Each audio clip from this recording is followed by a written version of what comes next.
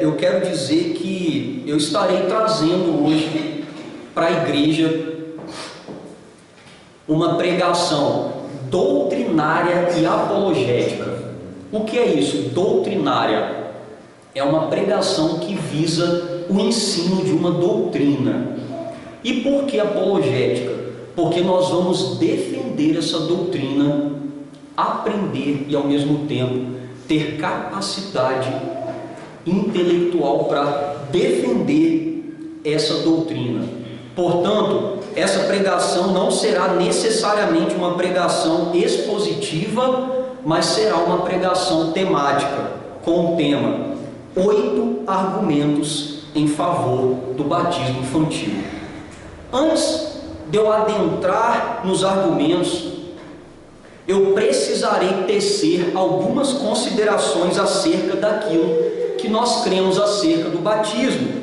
Segundo a confissão de fé de Westminster, confissão adotada pela nossa igreja, fundamentada na palavra de Deus, no capítulo 28, artigo 1, diz que o batismo é um sacramento do Novo Testamento, é um rito, é um sacramento, é um selo, é um sinal instituído por Jesus Cristo para a solene admissão da parte batizada na igreja visível.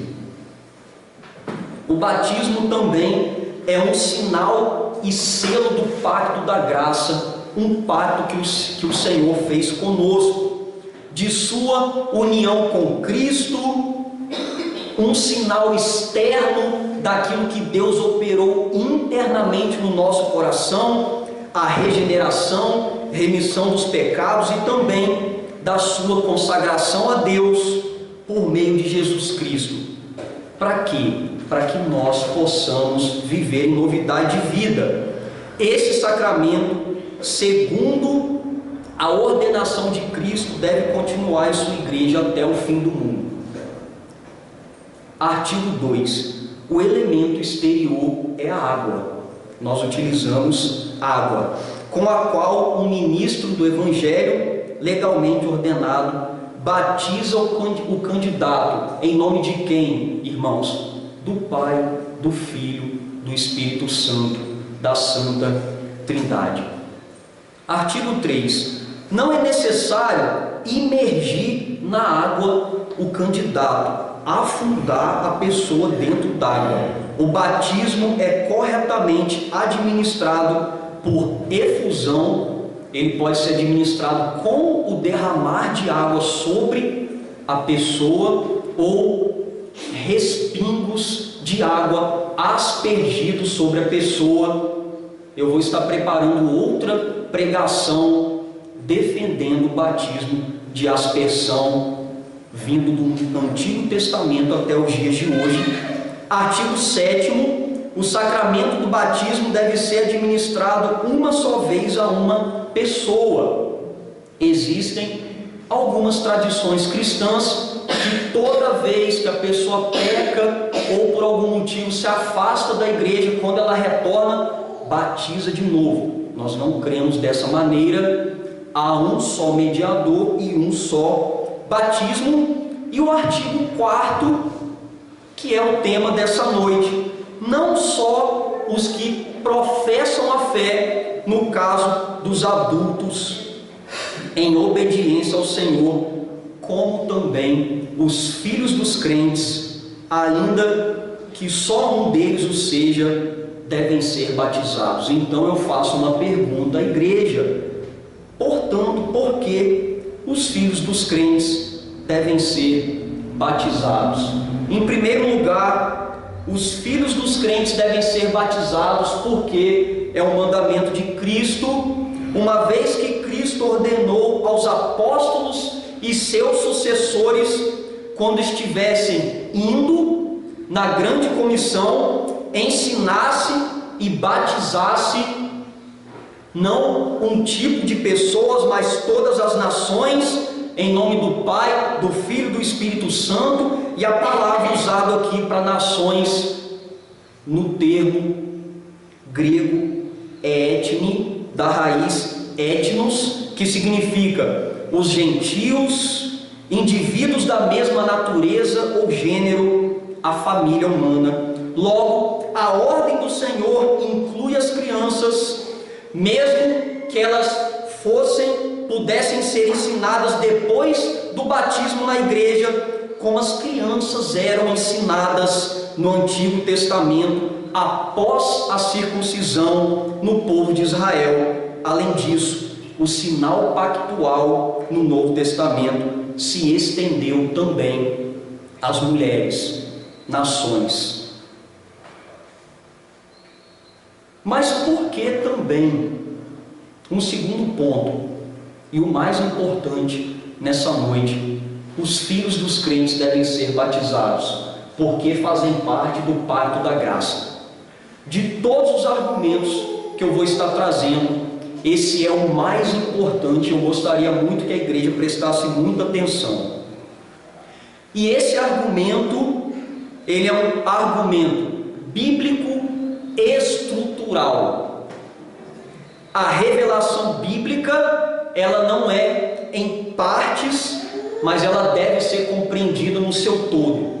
Não apenas no Novo Testamento, mas no Antigo Testamento, e por meio do correto entendimento da teologia do pacto, o presbiteriano, quando vai ensinar acerca do batismo, ele não pode deixar de ensinar acerca da teologia do pacto, a aliança.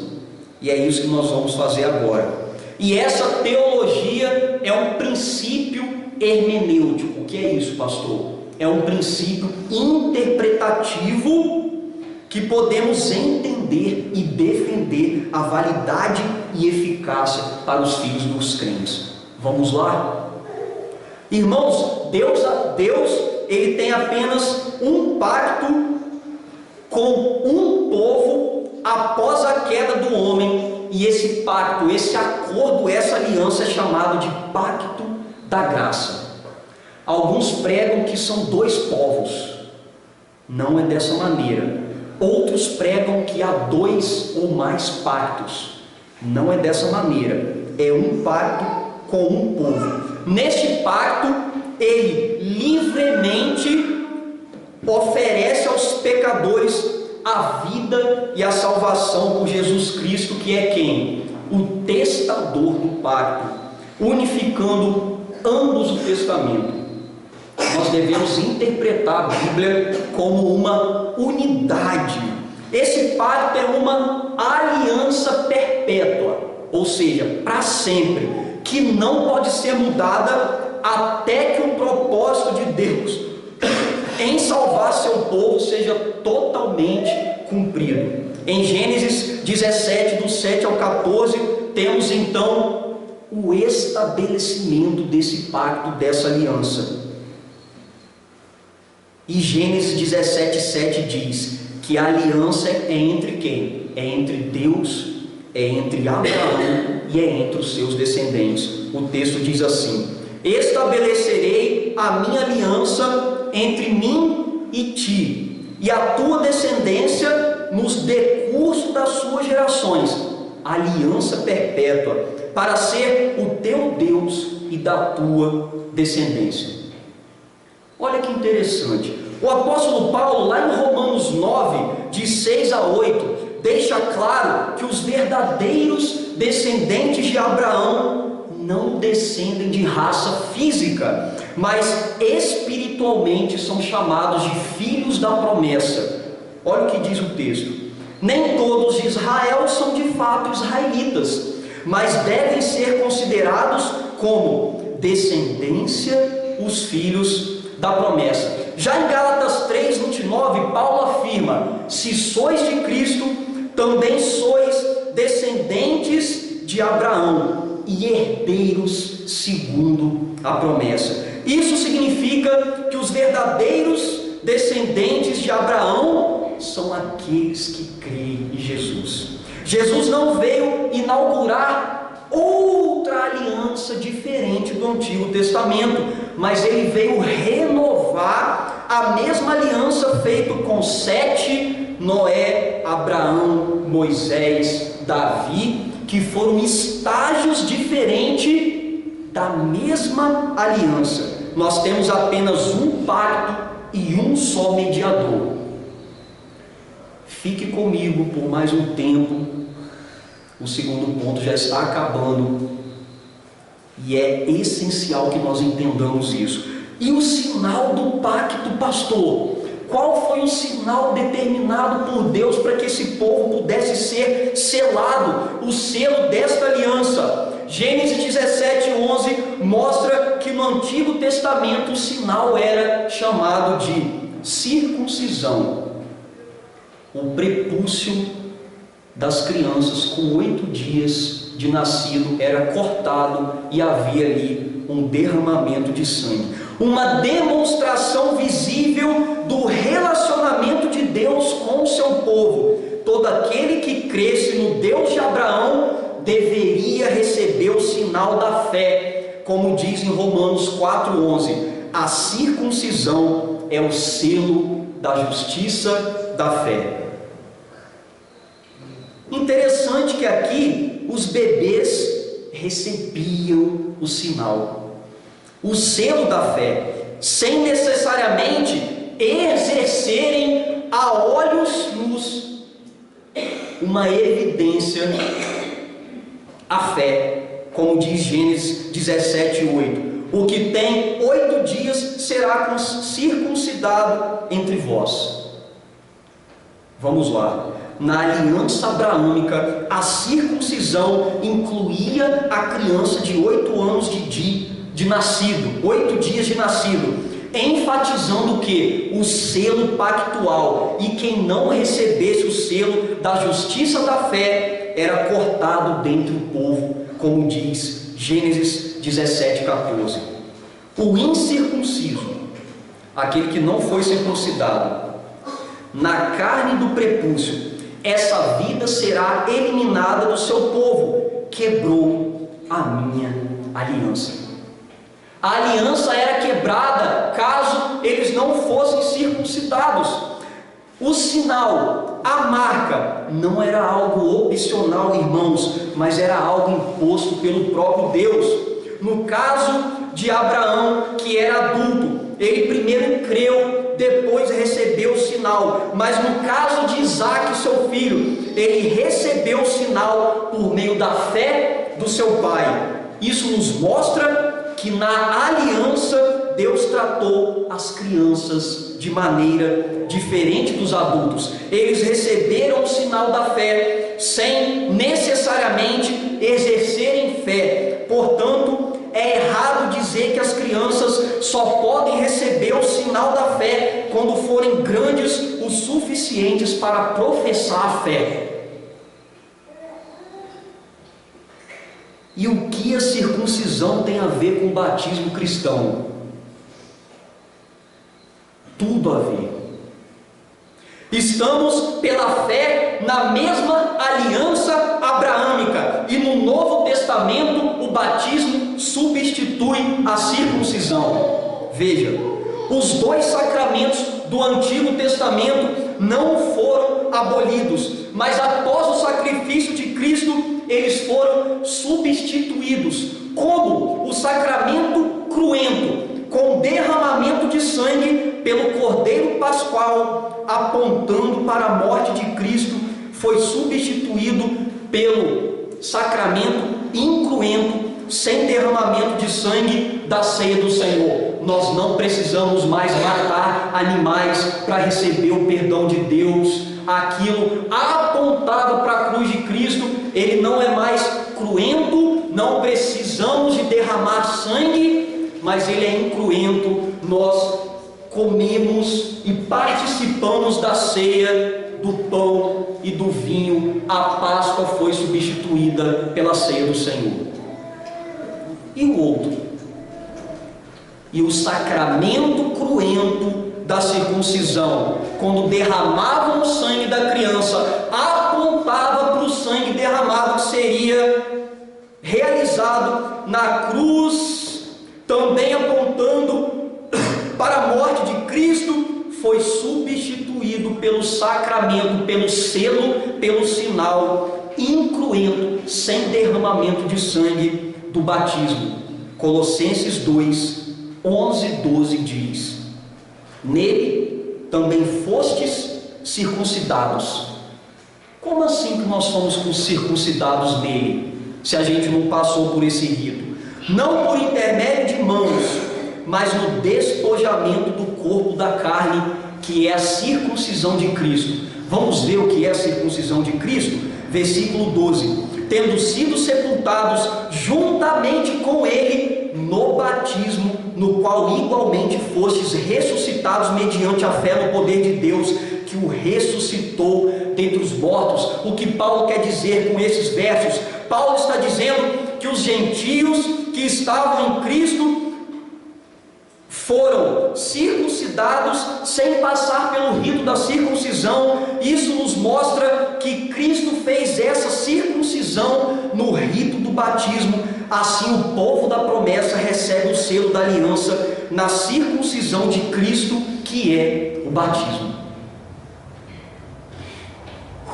Vamos respirar um pouquinho, já estou terminando. Se nós estamos na mesma aliança abraâmica, e se o batismo é a substituição da circuncisão, quem revogou o direito das crianças de receberem o sinal da aliança? Onde está escrito na Bíblia que é proibido que os filhos dos crentes sejam marcados por esse sacramento? Vamos lá. Os filhos dos crentes, irmãos, devem receber o sinal do batismo pelo simples motivo de que no Antigo Testamento os filhos dos crentes recebiam o sinal da circuncisão, como diz o apóstolo Pedro em Atos 2,39. Observe, Pedro falando que houve com Abraão: para vós outros é a promessa, para vossos filhos e para todos os que ainda estão longe, isto é, para quantos o Senhor nosso Deus chamar, os eleitos que ainda não foram alcançados pelo Evangelho. Segundo o teólogo Simon Kistemaker, comentando esse versículo, ele diz: para você e seus filhos é um eco da promessa de Deus a Abraão, de ser um Deus para ele e seus descendentes pelas gerações vindouras. Como que o Novo Testamento não fala da promessa? Não fala do batismo? Para vós e para vossos filhos. Esse é o eco de Pedro dito a Abraão. Por que os filhos dos crentes devem ser batizados? Em terceiro lugar, porque pertencem ao reino dos céus. Em Mateus 19:13, as crianças foram levadas a Cristo para que eles impusessem as mãos e orassem por elas. Visto que os discípulos a repeliam, tiravam as crianças, ele declarou: desde os pequeninos vir, não os embaraceis, porque dos tais é o reino dos céus. Jesus tomava as crianças em seus braços para orar e abençoá-las. Se as crianças eram conduzidas ao dono do sinal da fé no pacto da graça, por que não devemos conduzi-las também ao batismo, o símbolo da nossa íntima comunhão com Cristo? Não devemos tirar as crianças dessa comunhão. Em quarto lugar, porque devemos batizá-las? Porque são santos. Veja, visto que os filhos dos crentes possuem a coisa significada, eles não podem ser privados do sinal. Ou seja, visto que eles são santos e consagrados a Deus, eles não podem ser privados do sinal que os separam do mundo. Coisa significada: são santos, são separadas. Qual é o sinal da coisa? O selo, o batismo. Paulo em 1 Coríntios capítulo 7, versículo 14, diz: a esposa incrédula é santificada no convívio do marido crente. Se isso não fosse verdade, vossos filhos seriam impuros, mas a Bíblia diz: nossos filhos são santos. Aqui é dito que eles são santos porque os mesmos pequeninos pertencem à igreja, e o sinal de recebimento na igreja não é uma mera apresentação à congregação, mas o recebimento do selo do batismo. Deus, Ele nos reconhece, nós dedicamos, consagramos os nossos filhos muito antes deles nascerem, mas eles são, dentro do pacto da graça, verdadeiramente incluídos nesse pacto e na igreja visível, quando nós aplicamos esse selo neles. É muito mais do que uma apresentação, é muito mais glorioso, irmãos. Em quinto lugar, porque eles devem ser batizados? Porque é um selo do poder e da fidelidade de Deus. Quando um filho da aliança está sendo batizado, ele não tem consciência do que está acontecendo, mas com o passar dos anos, Deus o pode chamar para si, o regenerando pelo poder do Espírito Santo. Assim, de maneira eficaz, Ele dá o dom da fé para essa criança. É por graça, irmãos, Ele salva pela graça, mediante a fé, dá o dom da fé, dá o arrependimento, o declara justo em Cristo Jesus, o adota na família de Deus. Quando esse eleito for salvo, ele entenderá que somente Deus merece o louvor. O batismo dos nossos filhos corrobora, caminha junto com a nossa teologia, que pregamos que o Evangelho e a conversão é completamente pela graça de Deus. Quando este eleito for salvo, ele entenderá que somente Deus merece o louvor, e quando ele olhar para trás, para o seu batismo, ele dirá: agora posso entender como esse sinal me acompanhou e como conta verdadeiramente a história da fidelidade e misericórdia de Deus. Veja, Deus, Ele nos salva pela graça, nós respondemos, nós batizamos as crianças por meio da fé, e depois, também por graça, elas respondem. Sexto ponto, já estou acabando. Porque eles devem ser batizados, irmãos. Em sexto lugar, porque podem ser regeneradas ainda no ventre materno. Quem disse para os irmãos que uma criança é completamente incapaz de crer? Veja bem, em Jeremias 1,5 está escrito: antes que eu te formasse no ventre materno, eu te conheci, e antes que saísse da madre, te consagrei e te constituí profeta às nações. O texto diz que o profeta foi consagrado, foi santificado ainda no ventre materno. Regeneração fetal. Em Lucas 1,15, lemos acerca de João Batista. Está escrito assim: pois ele será grande diante do Senhor, não beberá vinho nem bebida forte, e será cheio do Espírito Santo, já do ventre materno. Regeneração fetal. No versículo 41, João, ao se aproximar de Jesus, ainda no ventre de Isabel, a Bíblia diz que ele estremeceu, e no versículo 43, estremeceu de alegria. Apenas um coração regenerado e habilitado a crer exulta diante do Criador. Ele se encontrou com Cristo, ele sentiu a presença de Cristo e ele exultou. Um incrédulo não adora, um incrédulo não se alegra, um incrédulo não exulta. Jesus mesmo disse, irmãos, que os que fazem, os pequeninos que nele crerem tropeçar, grande juízo sofrerá. Mateus 18:6. Alguns interpretam que pequeninos aqui são novos convertidos, mas se você procurar etimologicamente na raiz da palavra, são os pequeninos mesmos, são as crianças.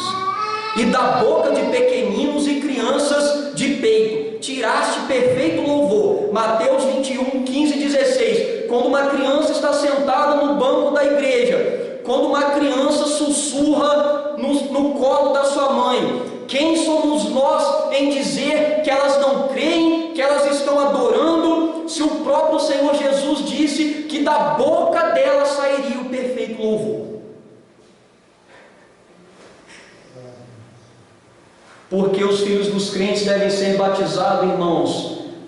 Penúltimo ponto, porque temos evidências nos escritos do Novo Testamento. No Novo Testamento temos o batismo de casas inteiras e não há registro de que as crianças não puderam ser batizadas. Se isso fosse algo tão sério, os apóstolos não ficariam em silêncio, deixando o curso do pacto da graça fluir em circuncisão no antigo, batismo no novo. Mas veja o que acontece. Isso porque, como já vimos, as crianças sempre fizeram parte do povo de Deus por meio da circuncisão. Assim, Lídia e todos os da sua casa foram batizados. Atos 16:15. O carcereiro de Filipos e todos os seus familiares. Atos 16:33. E todos os da casa de Estéfanas. 1 Coríntios 1:16. Aqui nós vemos 3 casas inteiras sendo batizadas. E a possibilidade de ter crianças nessa casa é muito maior do que de não ter.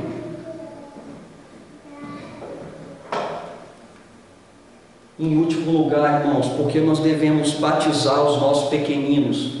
Porque a maioria dos pais da igreja e as principais confissões de fé não testemunham contra, mas testemunham a favor. De acordo com Dwight Small, 9 dos 12 primeiros pais, nos primeiros 200 anos depois de Cristo, se referem ao batismo infantil como a prática da igreja naqueles primeiros dias do cristianismo. Entre eles, Justino Marte, Irineu de Leão, Tertuliano, Hipólito de Roma, Orígenes, Cipriano, Jerônimo, Agostinho, Cirilo de Alexandria. E Orígenes disse o quê? Vou citar apenas um. A igreja recebeu dos apóstolos uma tradição de fornecer o batismo até mesmo a crianças pequenas. Quem foram os pais? Beberam diretamente dos apóstolos. Além do testemunho dos pais, temos a maioria das confissões protestantes defendendo o ensino do batismo infantil, entre elas a Confissão de Fé de Augsburgo, os artigos de Smalcade, o Livro de Adoração Pública, a Confissão de Fé francesa, a Confissão de Fé escocesa, a Confissão de Fé belga, a Segunda Confissão Helvética, o Catecismo de Heidelberg, a Confissão de Fé de Westminster, a Confissão da nossa igreja, o Catecismo Anglicano e os 39 artigos da fé da igreja da Inglaterra. E eu vou citar apenas um. A pergunta 73 do Catecismo de Heidelberg afirma: as crianças pequenas devem ser batizadas? A resposta é sim. As crianças, assim como os adultos, pertencem à aliança e à igreja de Deus. Assim as crianças, por meio do batismo como sinal dessa aliança, devem ser trazidas, enxertadas na igreja de Cristo e distinguidas dos filhos dos incrédulos. Na velha aliança isso acontecia pela circuncisão, na nova aliança foi substituída pela instituição do batismo. Já estou acabando. Me dá só mais alguns minutinhos, vai valer a pena. Segundo Samuel Miller, por mais de 1500 anos após o nascimento de Cristo, não houve nenhuma igreja que se opusesse ao batismo infantil. 1500 anos. A primeira seita a ser contra o batismo infantil surgiu só no 8º século, conhecido como a Chave da Verdade. 8 séculos depois. A segunda data, muito depois da Reforma. A segunda data, ou melhor, antes um pouco da Reforma. A segunda data do século XII era chamada de petrobrucianos, século XII. E a terceira a se opor foram os anabatistas, já no século XVI, após a Reforma. Eles são conhecidos como os reformadores radicais. E veja, quando uma casa está completamente destruída, nós precisamos reformá-la. Ela está deformada e agora nós precisamos o quê? Reformá-la. Isso aconteceu na Reforma Protestante do século XVI. Só que se essa reforma ela for muito radical, essa casa ela fica descaracterizada do seu projeto inicial. Nós devemos reformá-la, mas com cautela, com cuidado, irmãos.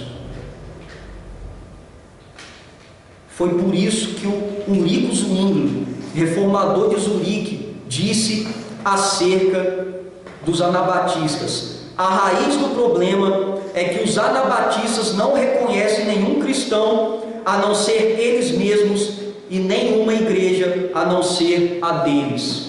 Por que eles foram perseguidos? Reformadores radicais excederam a reforma. Em segundo lugar, eles diziam que após 16 séculos tudo estava errado, inclusive a reforma, e eles falaram assim: nós somos a igreja, porque nós batizamos dessa forma. Ou seja, uma raiz, um pensamento sectário. Diante do que foi exposto, quais são os benefícios bíblicos então do batismo dos filhos dos crentes? Nós temos 3 benefícios claros para a própria criança, para os pais da criança e para toda a igreja. A criança batizada desfruta dos benefícios advindos deste meio de graça. Elas são verdadeiramente pertencentes à igreja. Crianças que não foram batizadas, irmãos, estão na igreja, mas não pertencem à igreja porque não receberam o selo.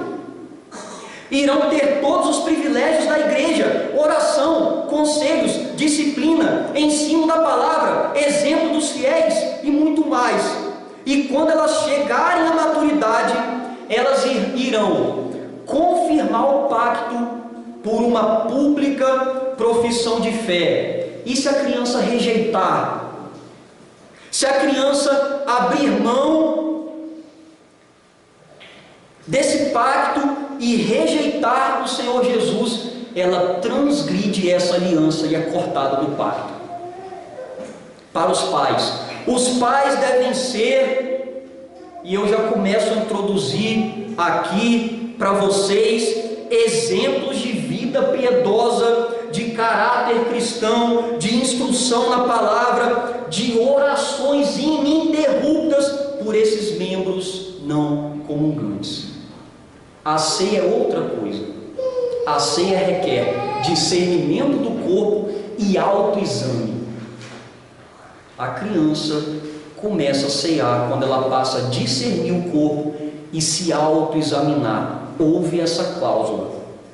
Levar os filhos ao batismo é um gesto de devoção, de obediência a Deus, de dependência da vontade soberana e confiança na fidelidade de Deus, como disse Small.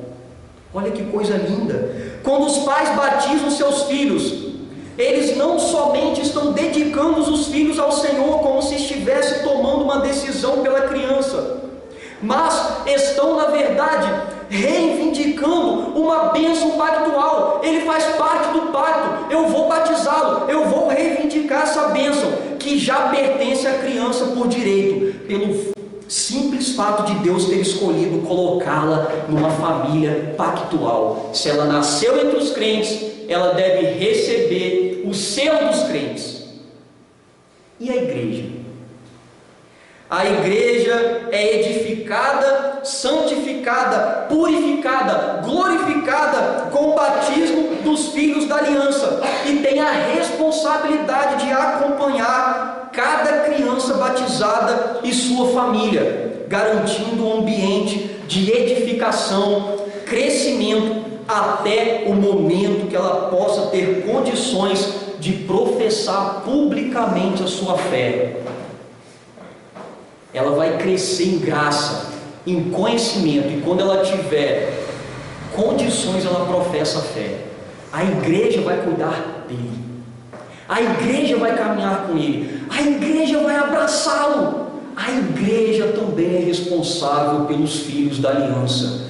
Fique de pé, porque agora nós vamos batizar o nosso irmão.